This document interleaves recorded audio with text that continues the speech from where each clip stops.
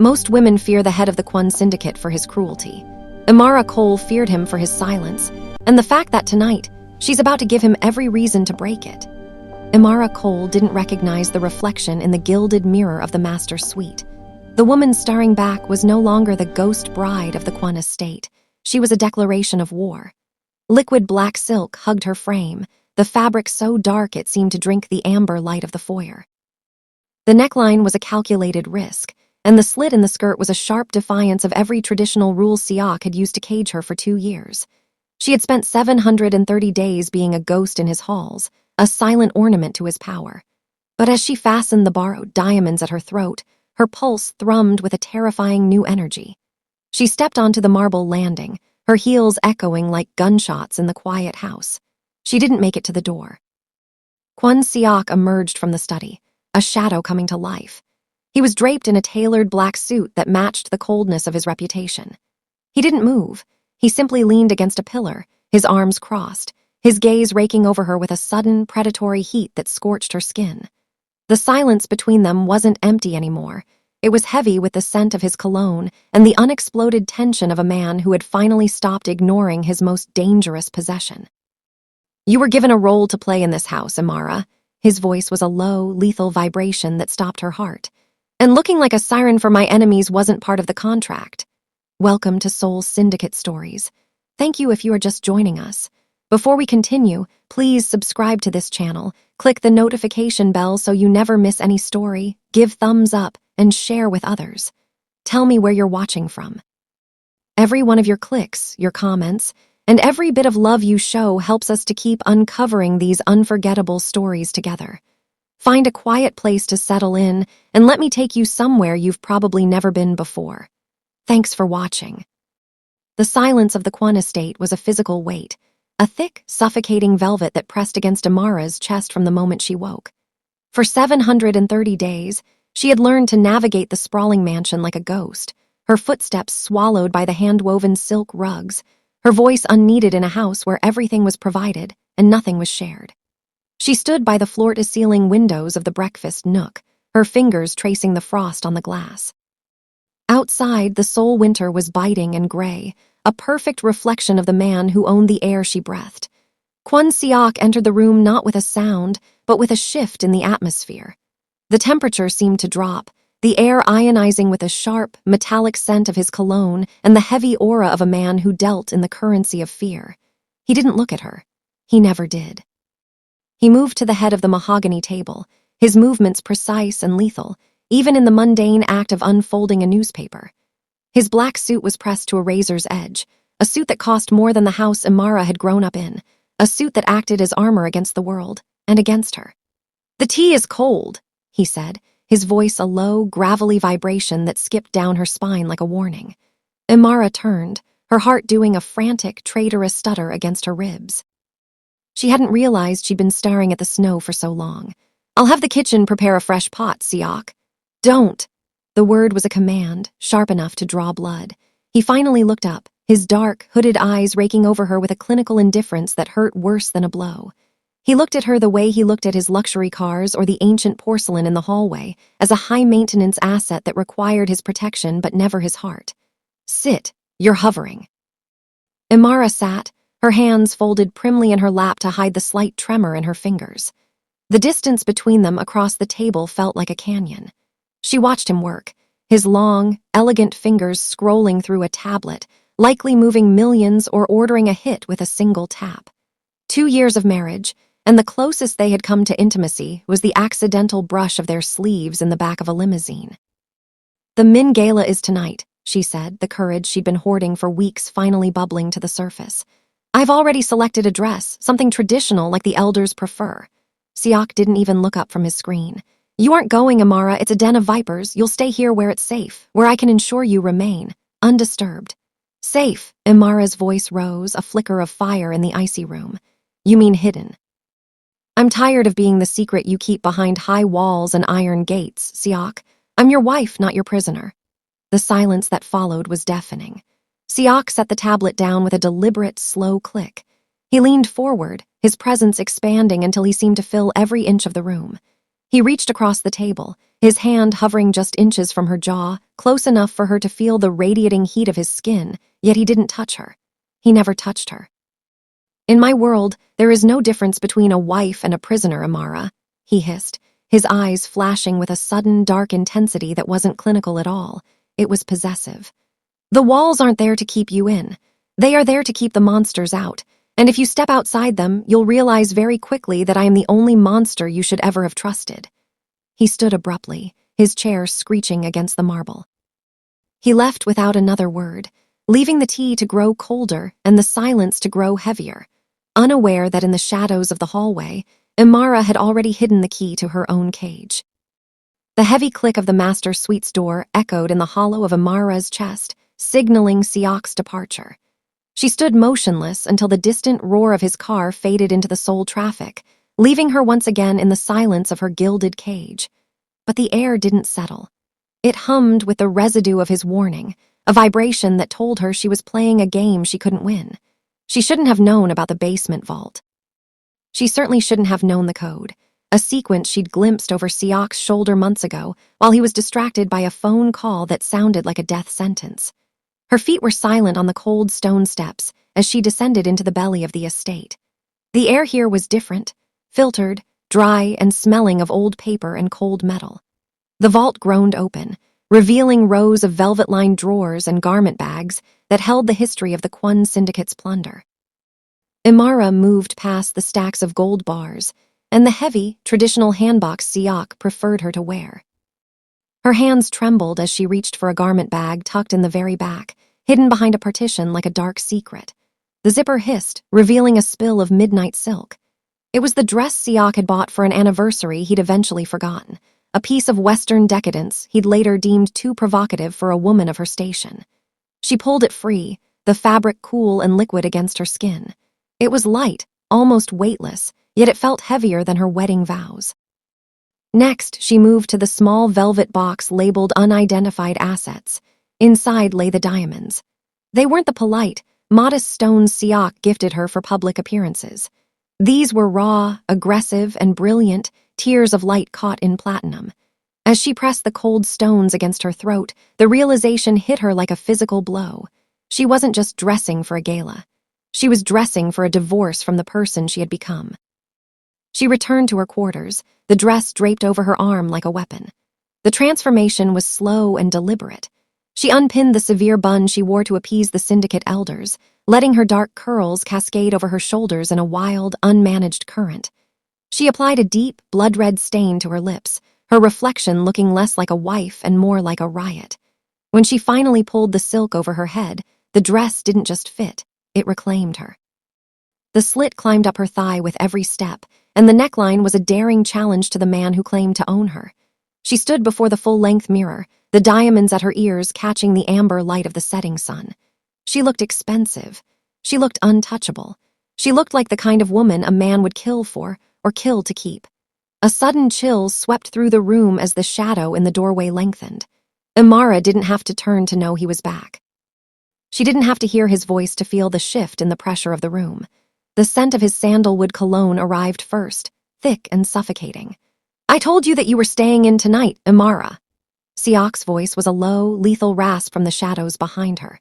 In the mirror's reflection, she saw him leaning against the frame, his suit jacket discarded, his shirt sleeves rolled up to reveal the coiled tension in his forearms.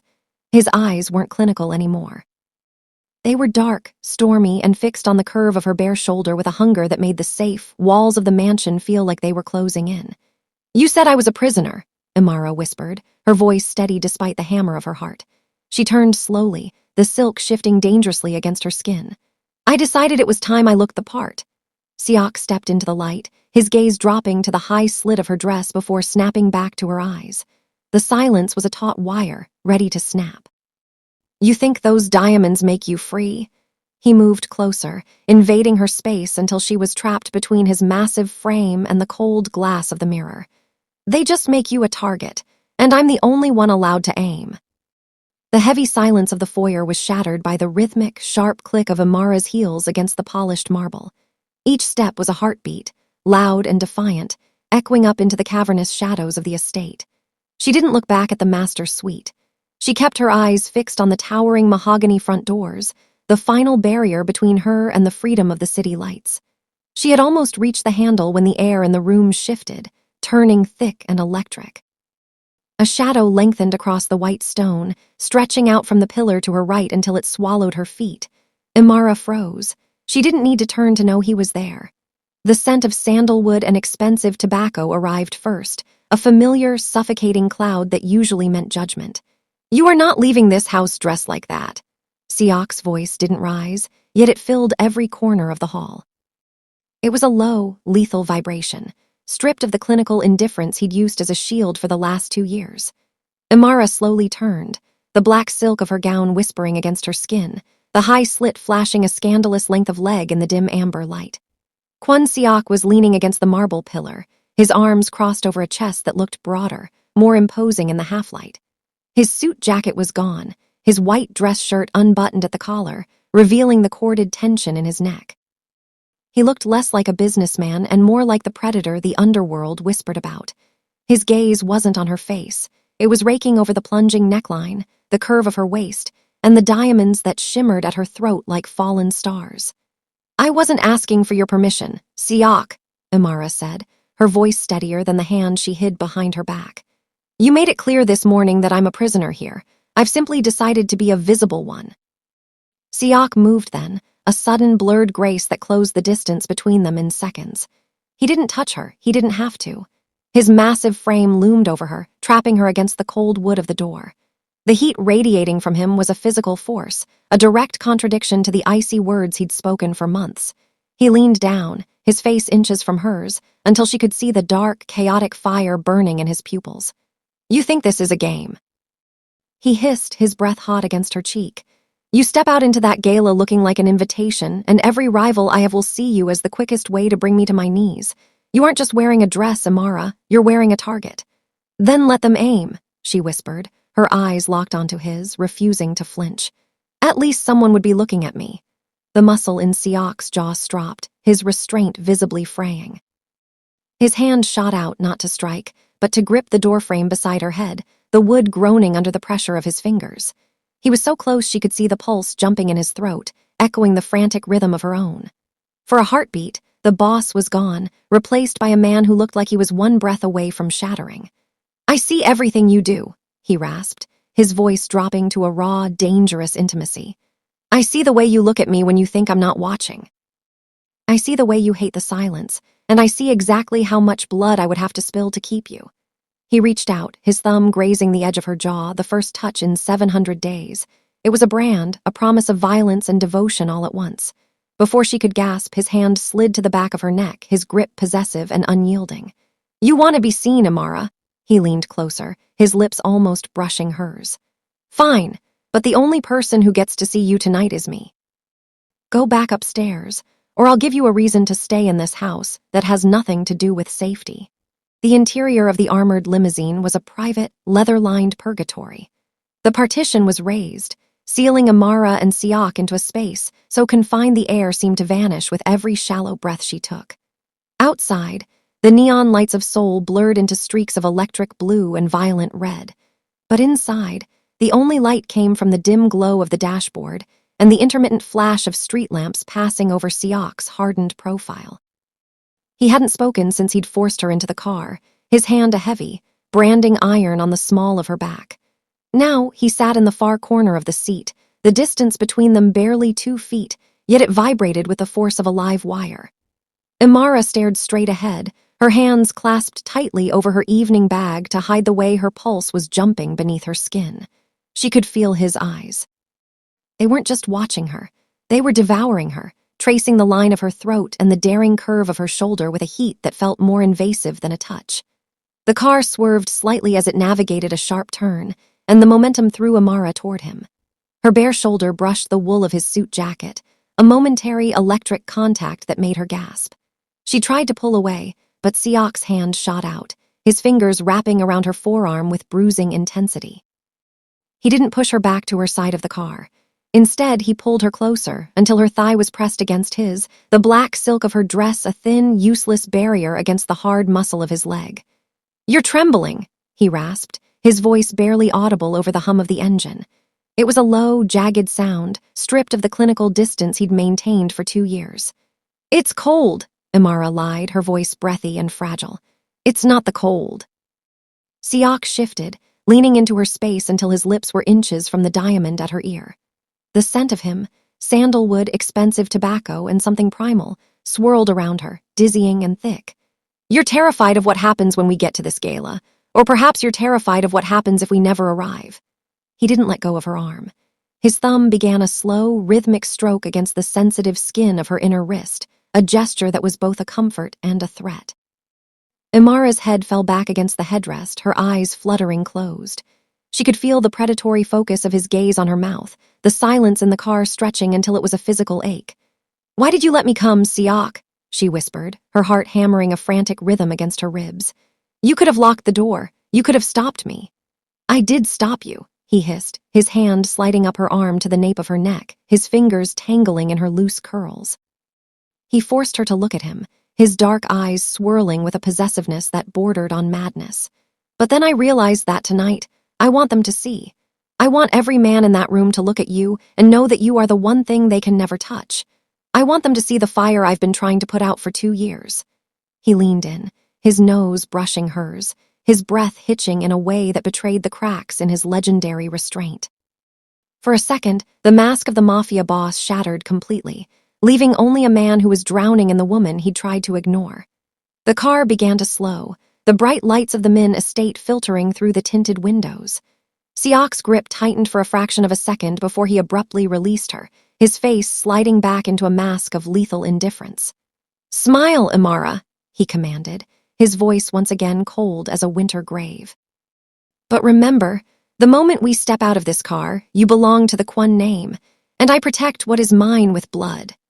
The door opened, and the roar of the waiting paparazzi hit them like a tidal wave, but all Imara could feel was the ghost of his touch burning into her skin. The heavy door of the limousine opened, and the sounds of the city were instantly replaced by the blinding flash of cameras and the predatory hum of the Min estate's grand entrance. Kwon Siak stepped out first, adjusting the single button of his blazer with a lethal, practiced grace. He didn't offer a hand at first. He simply stood there, a monolith of black wool and cold iron, waiting for the world to realize he wasn't alone. When Imara finally emerged, the collective intake of breath from the gathered onlookers was louder than the clicking shutters. She didn't lead with a smile. She led with her chin, her eyes fixed on the grand staircase like she was ascending a throne rather than entering a lion's den. The black silk of her gown caught the moonlight, shimmering like oil on water, the high slit revealing a defiant length of leg with every deliberate step. Beside her, she felt the shift in Siak. His possessiveness was a palpable heat, an invisible barrier he had erected around her the moment her feet hit the pavement. "Eyes up," Siak murmured, his voice a low vibration that only she could hear. He didn't look at her, but his hand found the small of her back, his palm searing through the thin silk. "Let them wonder why they never noticed the queen in my house until she decided to burn it down." As they crossed the threshold into the ballroom, the music didn't stop, but the conversations did. The Mafia elite, a sea of traditional hanboks and conservative Western suits, parted like the Red Sea. They were used to seeing Imara in the background, a silent, modest figure draped in high collars and muted tones. This woman, with her dark curls cascading over bare shoulders and diamonds screaming of stolen wealth, was a revolution. Imara felt the weight of their judgment, the whispered slurs and the sharp glints of envy, but she didn't falter. She leaned into Siak's touch, her movement fluid and serpentine. She realized then that the power imbalance hadn't just shifted between her and her husband, it had shifted between her and the world. With Siak's hand on her, she wasn't just a target, she was the weapon. They reached the center of the floor, where the elders sat like vultures on velvet chairs. Siak stopped, forcing the entire room to acknowledge them. He didn't bow. Instead, he tightened his grip on Imara's waist, pulling her flush against his side until the diamonds at her neck grazed the lapel of his suit. "You're late, Siak," Elder Min remarked, his eyes narrowing as they settled on Imara's plunging neckline. "And your wife seems to have forgotten her sense of modesty." "My wife has forgotten nothing," Siak replied, his voice echoing with a dangerous, quiet authority that made the room grow even colder. She has simply decided to stop hiding what belongs solely to me. If any man in this room finds her attire a distraction, I suggest he look at the floor. Because the next thing he looks at will be the barrel of my gun." The threat hung in the air, thick and suffocating. Amara felt a surge of intoxicating triumph, a dark empowerment that made her pulse race. She turned her head slightly, her lips inches from Siak's ear, mirroring the intimacy they'd shared in the car. "They're all watching us, Siak," she whispered, her voice laced with a newfound silkiness. "Let them watch," he rasped, his eyes finally dropping to hers, dark with a hunger that promised a different kind of violence once they were alone. The moment was shattered by a sharp, rhythmic clapping from the balcony above. A man leaned over the railing, his face scarred and his smile too wide. "A beautiful speech, Siak, but we all know what happens to the man who loves his prize too much. He gets distracted." "And distraction," the man paused, his eyes locking onto Amara with a terrifying intensity, "is how empires fall." The man on the balcony descended the stairs with a languid, predatory grace that made the air in the ballroom turn frigid. This was Shin Yi-ho, the serpent of the northern districts, and the only man bold enough to laugh in the face of a Kwon. He didn't stop until he was standing directly in front of them, his presence a jagged blade cutting through Siak's carefully curated dominance. Yi-ho didn't look at Siak. His eyes were fixed on Amara, traveling over the silk of her dress with a slow, insulting familiarity. "So this is the shadow you've been hiding in the Kwon estate," Yi-ho mused, his voice a smooth, oily rasp. He stepped into Amara's personal space, ignoring the way Siak's entire body went rigid beside her. "The rumors didn't do you justice, Mrs. Kwon. They said you were a ghost. They didn't mention you were a goddess." Amara felt the heat of Siak's fury radiating off him like a physical burn. His hand, still anchored at her waist, tightened until the pressure was nearly bruising. She could hear the rhythmic, shallow sound of his breathing, a low growl kept behind clenched teeth. "Step back, Yi-ho," Siak said, his voice dropping to a frequency that made the champagne flutes on nearby trays vibrate. "Before I decide your tongue is a luxury you no longer need." Yi-ho chuckled, a dry, hollow sound. He reached out, his fingers hovering agonizingly close to the diamond at Amara's throat. He didn't touch her, but the intent was a violation. Always so possessive, Siak, but a woman like this. She isn't meant for shadows. She's meant to be seen, to be touched. He shifted his gaze to Amara, his eyes dark with a calculated malice. "Tell me, darling, does he treat you like a queen, or just another piece of property he's too afraid to use?" The insult hung in the air, thick and suffocating. Amara felt the power dynamic shift beneath her feet. She wasn't just a wife anymore. She was the prize in a game of monsters. She felt Siak's grip on her waist vanish, but before she could breathe, his arm was around her shoulders, pulling her flush against his chest in a move that was purely, violently territorial. Siak stepped forward, forcing Yi-ho to retreat or be trampled. The height difference was sudden and stark. Siak leaned down, his face inches from the rivals, his expression a mask of lethal calm that was far more terrifying than a scream. "She is the heart of my empire," Siak hissed, the words vibrating through Amara's own body. "And I have burned cities for much less than the look you just gave her. If you so much as breathe the same air she exhales again, I won't just kill you. I will erase every trace that you ever existed." Yi-ho's smile wavered, the bravado flickering as he caught the true depth of the madness in Siak's eyes. He took a half step back, raising his hands in a mocking gesture of surrender, but his eyes remained on Amara, a silent promise of future chaos. Siak didn't wait for a reply. He spun Amara around, his hand moving to the nape of her neck, his thumb pressing firmly against the pulse point that was drumming a frantic rhythm. He began to lead her toward the darkened terrace, away from the prying eyes of the elite. The pace was punishing, his stride long and angry. "Siak, you're hurting me," Amara whispered as they hit the shadows of the stone balcony, away from the music. He stopped abruptly, swinging her around until her back hit the cold stone railing. The moon caught the sweat on his brow and the raw, unhinged hunger in his gaze. He didn't apologize. Instead, he slammed his hands onto the railing on either side of her, trapping her in the small space of his shadow. "Is that what you wanted?" he rasped, his voice breaking. "To see me lose control? To see what I'd do when another man laid eyes on you?" He leaned in until their foreheads touched, his scent swallowing her whole. "Because right now, Amara, I don't give a damn about the syndicate or the peace treaty. All I can think about is that he looked at what is mine." and I'm going to make you forget he ever existed." The stone of the balcony was biting against Amara's back, but it was nothing compared to the heat radiating from Siak. His hands remained braced on the railing, caging her in, his knuckles white with a pressure that looked capable of crushing the very rock. The distant thrum of the gala's music felt like a memory from another life. Here, in the shadows, there was only the sound of his ragged breathing and the terrifying, electric snap of his restraint finally giving way. "You wanted this," he rasped, his voice a jagged edge in the dark. He surged closer, his chest brushing against the daring silk of her bodice, forcing her to tilt her head back. "You wanted to see the monster everyone whispers about. You wanted to know what's behind the silence." "I wanted you to look at me, Siak," Amara whispered, her own voice trembling with a mixture of fear and a dark, rising exhilaration. "I wanted to know I still existed to you."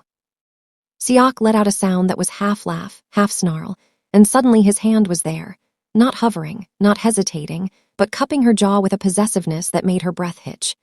His thumb traced the line of her blood-red lips with a slow, agonizing pressure. "Existed. Amara, you are the only thing that has felt real in this hollow life for 700 days. Every time I looked away, it was because if I didn't, I would have burned this world down just to keep you exactly like this." The mask of the cold Mafia boss didn't just crack, it disintegrated. His eyes were wide, bloodshot with the strain of a man who had been holding back a flood. He leaned in, his nose dragging along the sensitive skin of her neck, his scent, sandalwood and raw, unbridled desperation, overwhelming her senses. "I hated you for it," he hissed against her skin. "I hated the way you folded my clothes with those trembling hands. I hated the way you looked at me like I was a king when I felt like a beggar every time you walked into a room. I ignored you because it was the only way I could stay in control. But tonight," he pulled back just enough to sear her with his gaze. "Tonight, you walked out looking like a dream I can't afford to have, and you let that dog put his eyes on you." "Siak, no," he cut her off, his grip tightening on her jaw. "No more talking. You think you're a prisoner. You have no idea. Before tonight, you were free to leave. I had the papers ready. I was going to let you go because a life with me is a death sentence." He leaned in until their lips were a hair's breadth apart, his voice dropping to a lethal, intimate promise. "But I'm a selfish man, Amara, and after seeing you in this dress, after seeing you defy me, I'm never letting you go. I don't care who comes for us. I don't care if the city burns. You are mine." He didn't wait for her to agree. He claimed her mouth in a kiss that tasted of smoke, salt, and 2 years of suppressed longing. It wasn't a gentle joining. It was a collision, a violent surrender that left Amara clinging to his shoulders just to stay upright. The power imbalance hadn't disappeared. It had shifted into something far more dangerous. A sudden, sharp crack echoed from the ballroom behind them, the sound of glass shattering, followed by a woman's scream. Siak tore himself away, his hand instantly reaching for the concealed holster at the small of his back. He pushed Amara behind him, his frame a wall of solid muscle and lethal intent. "Stay behind me," he commanded, his voice returning to the cold, crystalline tone of the boss, but his eyes stayed fixed on her for 1 second longer. "The war just started, Amara, and you're the prize everyone is going to die for." The secondary explosion of glass was deafening, a jagged crescendo that drowned out the dying notes of the orchestra. Panicked screams erupted from the ballroom, but on the darkened terrace, time seemed to liquefy. Amara didn't have time to breathe before Siak was on her. He didn't just pull her back. He pivoted his entire frame, his massive shoulders eclipsing her world as he slammed her down into the stone alcove behind a marble planter. He was a wall of muscle and heat, pinning her into the corner with the sheer weight of his body. The first gunshot was a sharp, whip-like crack that sparked off the stone railing exactly where Siak's head had been a second before. He didn't flinch. His hand was already out, his own weapon leveled with a terrifying, steady hand, returning fire into the darkness of the gardens below. "Stay down," he roared, but the command was muffled by the roar of another volley. Amara's fingers dug into the wool of her face pressed against the crook of his neck. She could smell the gunpowder now, mixing with the sandalwood scent of his skin. Every muscle in his back was coiled like a spring, absorbing the vibration of the chaos. She felt the sudden, violent jerk of his body, a wet, sickening thud that made him grunt, his breath hitching in a sharp, guttural rasp. "Siak!" she gasped, her voice lost in the cacophony. He didn't answer. He simply leaned heavier against her, his left hand coming up to cup the back of her head, shielding her eyes from the debris and the muzzle flashes. He was a human shield, taking the fragments of the night so she wouldn't have to. The air was thick with the dust of pulverized marble and the copper tang of blood. "I've got you," he hissed through gritted teeth, his voice strained and ragged. "Don't you move, don't you dare move." The security detail finally swarmed the terrace, a phalanx of black-clad men with submachine guns creating a perimeter of lead. Only then did Siak allow himself to slide down the wall, dragging Amara with him into the shadows. His face was a mask of agonizing control, his eyes glazed with pain but still fixed on her with a frightening, singular intensity. Amara's hands came away from his side slick and hot. The black silk of her dress was now stained with something far darker. She looked at the red on her palms, then back at the man who had spent 2 years pretending she didn't exist, only to take a bullet for her in the dark. "You're hit," she whispered, her voice breaking as the reality of the sacrifice crashed over her. Siak reached out, his bloody fingers staining the diamonds at her throat as he forced her to look at him. A ghost of a smile touched his pale lips, a dark, ruinous expression. "I told you, Amara," he rasped, his head thumping back against the stone as his grip began to weaken. "I protect what is mine, even from myself." His eyes flickered, the heavy lids threatening to close. Downstairs, the sirens began to wail, but all Amara could hear was the stuttering, shallow rhythm of his heart. She realized then that the war wasn't just at their gates, it was in the very blood he was spilling on her silk. "Stay awake, Siak, that's an order." She cried, pulling his heavy head into her lap, but the man who ruled the city was slipping into a silence far deeper than the one they had shared for 2 years. Across the ballroom, the doors were kicked open, and a voice boomed over the carnage, a voice she didn't recognize but one that made the surviving guards freeze in terror. The night wasn't over. The true predator had finally arrived to collect the prize. The return to the Kwon estate was not a retreat, it was an occupation.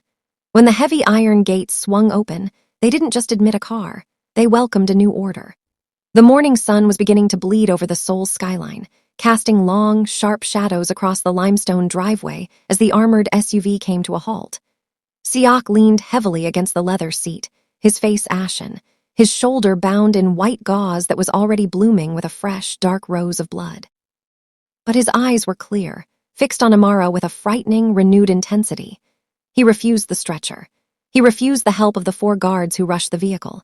Instead, he gripped the doorframe, his knuckles white, and waited for Amara to round the car.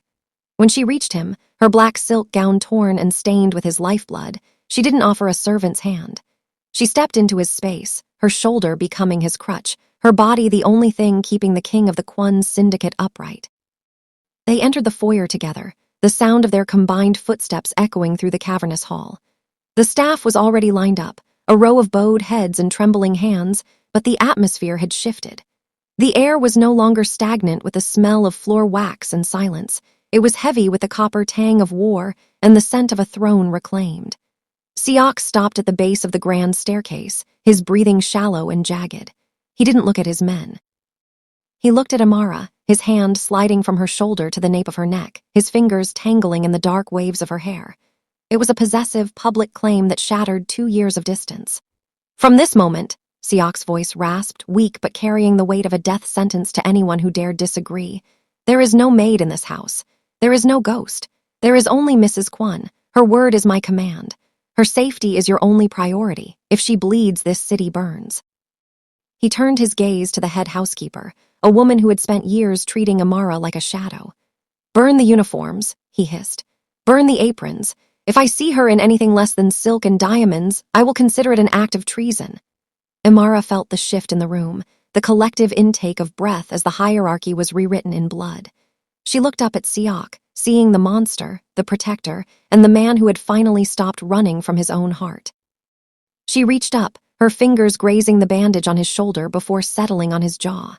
"You should be in bed, Siak," she whispered, her voice no longer a plea but a directive. "Only if you're there to guard the door," he replied, a dark, ruinous spark in his eyes.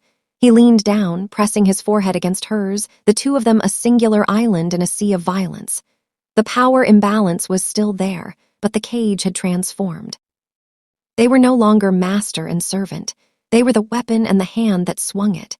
As they ascended the stairs, the front doors were barred and the perimeter reinforced. The war outside was far from over, and Yiho's threat still hung in the cooling morning air like a promise of rain. But as Siak pulled Amara into the master suite, the room she had never been allowed to enter, the silence was different. It wasn't the silence of a mausoleum. It was the silence of a detonator, waiting for the world to try and take back what he had finally claimed. He closed the door and locked it, the click echoing with a finality that made Amara's heart race. He turned to her, his back to the wood, his eyes raking over her one last time before the exhaustion took him. "You're still wearing the diamonds," he noted, his voice dropping to a low, lethal hum. "I told you," Amara said, stepping toward him, the slit in her dress revealing the fire still burning in her veins. "I'm not a ghost anymore." "Good," Siak whispered, reaching for her as the first gunshot of the morning echoed in the far distance. "Because the city is coming for us and I need my queen to help me kill them all." Thank you for joining us on this incredible journey. If you enjoyed this story, please do well to subscribe, like, and share with others. Your support means so much more. Until we meet next time, believe in love, follow your heart, fight for what matters to you, and never give up on yourself. See you with the next story. Thanks for watching.